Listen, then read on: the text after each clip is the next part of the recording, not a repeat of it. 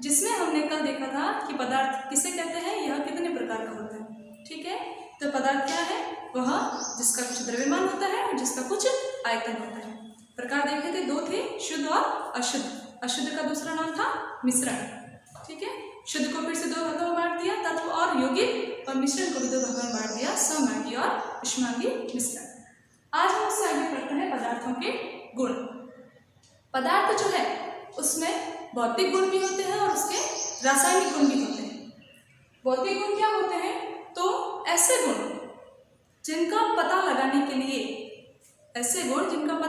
के लिए, जिनका अध्ययन करने के लिए हमें उस पदार्थ के संघटन में कोई परिवर्तन नहीं करना पड़ता। वो पदार्थ जिन कणों से मिलकर के बना है उसमें किसी प्रकार का परिवर्तन किए बिना जब हम जिन गुणों का हम पता लगा सकते हैं वे गुण हैं उसके भौतिक गुण। भौतिक गुण कौन कौन से हो सकते हैं, जैसे कि उस पदार्थ का रंग हो सकता है, उस पदार्थ की गंध हो सकती है, ठीक है, उस पदार्थ का स्वाद हो सकता है, ठीक है, उस पदार्थ का घनत्व हो सकता है, उसका द्रव्यमान हो सकता है, उसका आयतन हो सकता है। ठीक है, ऐसे बहुत सारे गुण हैं जो भौतिक गुणों के अंतर्गत आते हैं, जिसमें हम उसके संघटन को परिवर्तित किए बिना उनका पता लगा सकते हैं। दूसरा है रासायनिक गुण। रासायनिक गुण का मतलब है पदार्थ के वे गुण जिनका पता लगाने के लिए, जिनका अध्ययन करने के लिए हमें पदार्थ के संघटन में परिवर्तन करना पड़ता है। पदार्थ में किसी न किसी प्रकार का रासायनिक परिवर्तन करना पड़ता है और उसके बाद हमें उन गुणों का पता चलता है। वे सारे गुण रासायनिक गुण कहलाते हैं। रासायनिक गुण कौन कौन से हैं, तो जैसे किसी पदार्थ की अम्लीयता होगी, उसकी क्षारीयता होगी, उसकी ज्वलनशीलता होगी, ठीक है, ये ऐसे गुण हैं जो पता करने के लिए हमें पदार्थ के संघटन में परिवर्तन करना पड़ता है। ठीक है, अब जब हम किसी पदार्थ के भौतिक गुण का अध्ययन करते हैं तब भौतिक गुणों का अध्ययन करने के लिए हमें उसके मात्रात्मक मान की आवश्यकता होती है। कौन से मान की? मात्रात्मक। एक तो हमें उसका मात्रात्मक मान पता होना चाहिए, दूसरा एक इकाई भी उसमें काम में आती है। दो चीजों से मिलकर के भौतिक गुणों का पता लगाया जाता है। जैसे कि हमें इस कमरे की लंबाई मापनी है और हमने माना कि मापा और हमें ये पता चला इस कमरे की लंबाई जैसे कि 10 मीटर है।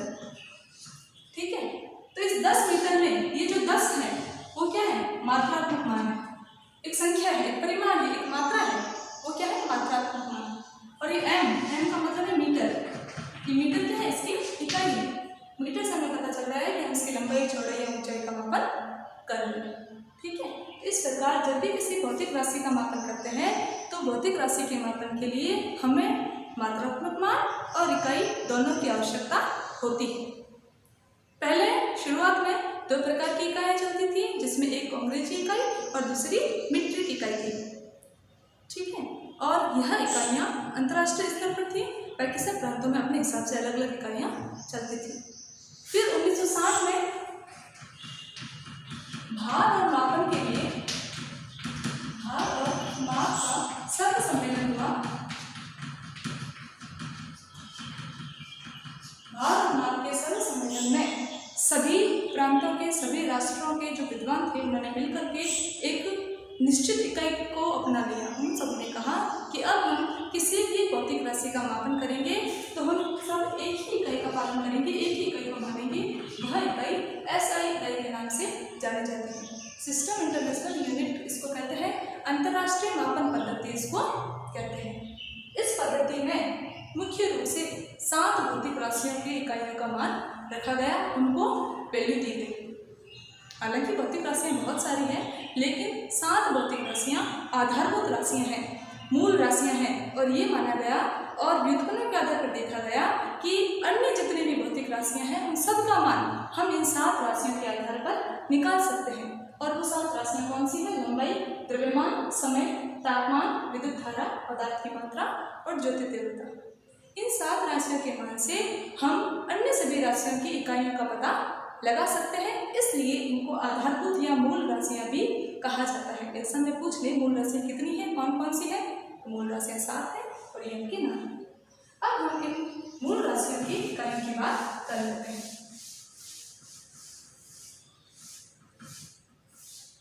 लंबाई जो मूल राशि है इसको L से दर्शाया जाता है। और इसका जो मात्रक है, इसकी जो इकाई है वो मात्रक है इसका मीटर। मीटर को एम से दर्शाया जाता है। द्रव्यमान जो है, द्रव्यमान को एम से दर्शाया जाता है। द्रव्यमान का मात्रक है किलोग्राम। किलोग्राम या इसको केजी से दर्शाया जाता है। समय जो है इसको स्मॉल टी से दर्शाया जाता है। इसका मात्रक है सेकेंड। सेकेंड को SEC से दर्शाया जाता है। तापमान जो है इसका प्रतीक कैपिटल T है और इसका मात्रक केल्विन है। केल्विन को K से दर्शाया जाता है।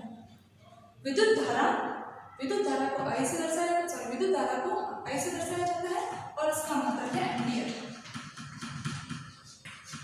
एम्पियर को A से डिनोट करते हैं।